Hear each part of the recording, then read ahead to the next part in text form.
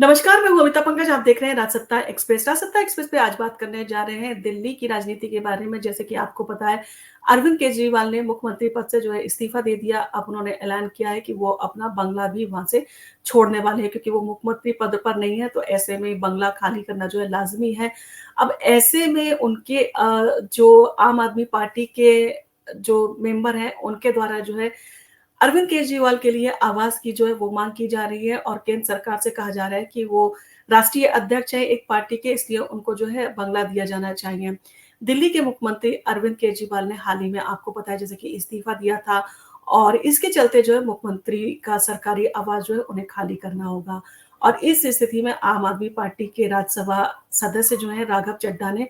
केंद्र सरकार से अपील की है कि केजरीवाल को एक नया सरकारी आवास जो है वो आवंटित किया जाए। उन्होंने कहा कि केजरीवाल जो आम आदमी पार्टी के राष्ट्रीय संयोजक भी हैं,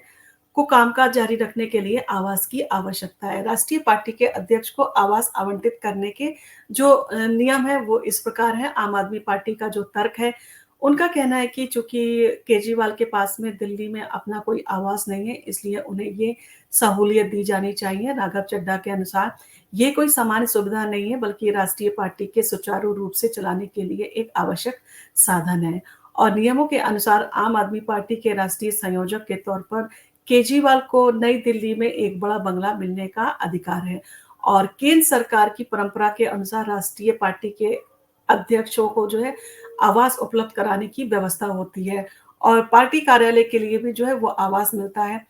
शहरी विकास मंत्रालय की वेबसाइट पर उपलब्ध जानकारी के अनुसार केवल राष्ट्रीय पार्टियों के अध्यक्षों को नहीं बल्कि उनके कार्यालय के लिए भी सरकारी आवास जो है वो आवंटित किया जाता है। भारतीय चुनाव आयोग द्वारा मान्यता प्राप्त राजनीतिक दलों को दिल्ली में जो है जनरल जो है वो एक आवास आवंटित किया जाता है, जिसके लिए पार्टी को जो है वो लाइसेंस फीस चुकानी होती है और ये आवंटन जो है वो 3 साल के लिए होता है। और इस दौरान पार्टी को अपने लिए स्थायी कार्यालय का जो है वो निर्माण करना होता है। और आवंटन की जो कुछ शर्तें हैं वो इस प्रकार से है कि राष्ट्रीय दल के अध्यक्ष को जो है आवास आवंटित करने के लिए ये शर्त होती है कि उनके पास ना तो खुद का आवास होना चाहिए और ना ही किसी अन्य रूप से सरकारी। और ऐसे में जो है उनको आवंटन जो है वो किया जाता है आवास। और इस मामले में चूँकि केजरीवाल दिल्ली के विधायक भी हैं, उन्हें दिल्ली सरकार की तरफ से आवास मिलने की संभावना है। लेकिन विधायक के तौर पर उन्हें जो है एक छोटा-सा बंगला मिलेगा, वहीं राष्ट्रीय पार्टी के अध्यक्ष के रूप में उन्हें जो है एक बड़ा बंगला मिलने की उम्मीद है। और ये सारी चीज़ें जो है वो प्रक्रिया है जिसके हिसाब से जो है उन्हें बंगला जो है वो मिल सकता है। राज्य स्तर की पार्टियों के लिए जो है ये सुविधा उपलब्ध है और राज्य स्तर की पार्टियों को भी दिल्ली में आवास और दफ्तर जो है आवंटित करने की व्यवस्था है। चुनाव आयोग से मान्यता प्राप्त राज्य स्तर की पार्टियों को कैबिनेट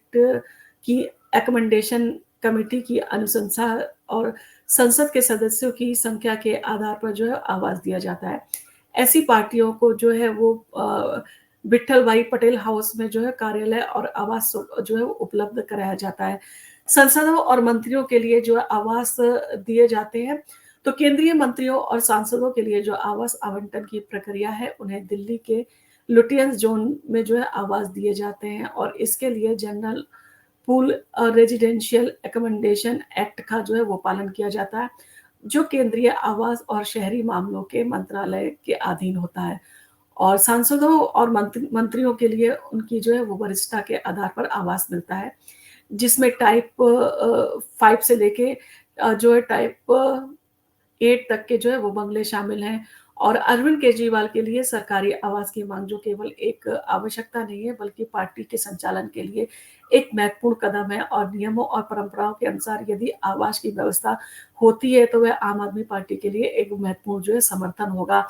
और आम आदमी पार्टी जो है लगातार इन सारी चीज़ों के लिए प्रयास कर रही है और आवाज़ उठा रही है और आम आदमी पार्टी जो है लगातार बीजेपी को किसी न किसी बहाने जो है वो कटघरे में लाकर खड़ा करना चाहती है। और ये सारी चीज़ें जो है वो उसके लिए चुनाव से पहले के हथकंडे भी जो है वो कहे जा रहे हैं। जिस तरह से विधानसभा चुनाव के लिए अरविंद केजरीवाल ने जो अपना इस्तीफा दिया, अपनी कुर्सी का त्याग किया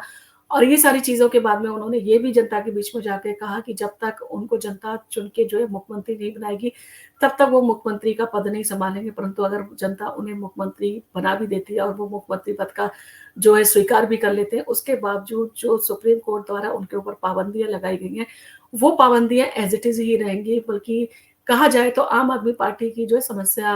जो है बढ़ती दिखाई दे रही है। जिस तरह से गर्मी में पानी के लिए जो है हाहाकार मचा था, उसके बाद में बारिश में जिस तरह से पानी जल भराव का जो मुद्दा है वो ये सारी कुछ चीज़ें ऐसी हैं जो कि जनता के मन में जो है उनके लिए जो है वो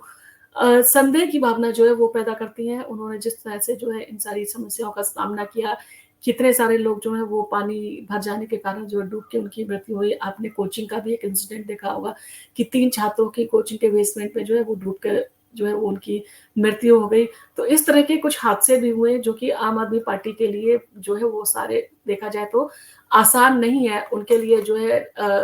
परंतु अरविंद केजरीवाल जो है इन सारी चीज़ों के लिए जो है माहिर बनाए माने जाते हैं कि वो परसेप्शन गढ़ने में, लोगों की नब्ज़ को पहचानने में जो है माहिर हैं। वो जिस तरह से बातें करते हैं, आपने देखा होगा इलेक्शन से पहले वो आए थे इंटरिम बेल पर और लोकसभा का इलेक्शन का प्रचार उन्होंने किया था 21 दिन के लिए। उसमें उन्होंने कहा था कि जो उत्तर प्रदेश के सीएम हैं योगी वो उनको जो है इलेक्शन के 6 महीने के बाद में निकाल दिया जाएगा और प्रधानमंत्री नरेंद्र मोदी की एज जो पूरी हो रही है 2025 में। अब ऐसे में वो जो वादे कर रहे हैं, वो वादे कैसे पूरा कर पाएँगे क्योंकि पार्टी का ये रूल है कि 75 साल में उनके यहाँ जो है रिटायरमेंट देना होता है। तो ये सारी कुछ बातें उन्होंने कही थी जिसका असर जनता के ऊपर पड़ा और लोकसभा में भारतीय जनता पार्टी को कम सीटें मिली। अब देखना होगा कि रोज़ जो है वो किस तरह से आम आदमी पार्टी द्वारा जो है इस तरह के जो है वो बातें कही जाती हैं, इस तरह के नारे जो हैं वो तैयार किए जाते हैं, किस तरह का जो है परसेप्शन वो जो है विधानसभा चुनाव के लिए तैयार करते हैं और मोदी सरकार पे वो किस तरह से आक्रामक होते हैं क्योंकि मोदी सरकार के एक तरह से कहा जाए कि तोते उड़ जाने वाला काम किया है उड़ा देने वाला काम किया अरविंद केजरीवाल ने अपना इस्तीफा देके और अब भारतीय जनता पार्टी को भी जो है वो कड़ा मुकाबला उसके सामने है और उसको रणनीति तैयार करनी होगी कि वो कैसे अरविंद केजरीवाल से मुकाबला करे। अब इन सारी चीज़ों में आतिशी मरलेना का सीएम बनना और बाकी जो चुनाव